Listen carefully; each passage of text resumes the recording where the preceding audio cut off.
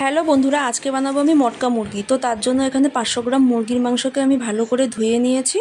তারপর আমি ওই মাংসের মধ্যে টক দই, ভাজা জিরে গুঁড়ো, ধনে গুঁড়ো, লঙ্কা গুঁড়ো, হলুদ গুঁড়ো, পরিমাণ মতো লবণ আর সামান্য তেল দিয়ে ভালো করে মাখিয়ে নেব। মেখে নেওয়ার পর এভাবে আমি 1 ঘন্টা রেখে দেবো। আর এখানে নিয়ে নিয়েছি আদা, রসুন আর কাঁচা লঙ্কা, সেটাকে আমি আধ ছেঁচা করে বেটে নেব।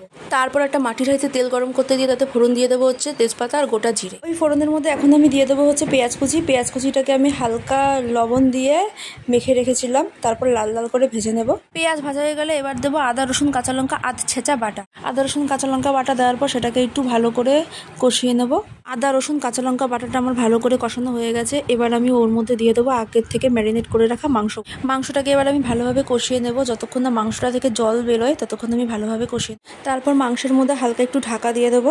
ঢাকা তুলে খানিকক্ষণ পর আমি মাংসের মধ্যে দিয়ে দেবো হচ্ছে 3 থেকে 4 টুকরো আলু। তোমরা চাইলে নাও দিতে পারো বা দিতেও পারো। আর দিয়ে দেবো মশলার বাটি ধুয়ে সামান্য পরিমাণ জল।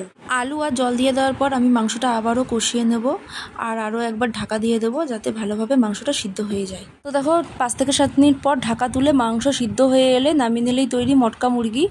আমি এখানে ভাতের সাথে নিয়ে নিয়েছি। তোমরা চাইলে ভাত ছাড়াও রুটি, লুচি, পরোটা বা অন্য কিছুর সাথেও খেতে পারো। সব কিছুর সাথেই ভালো লাগবে।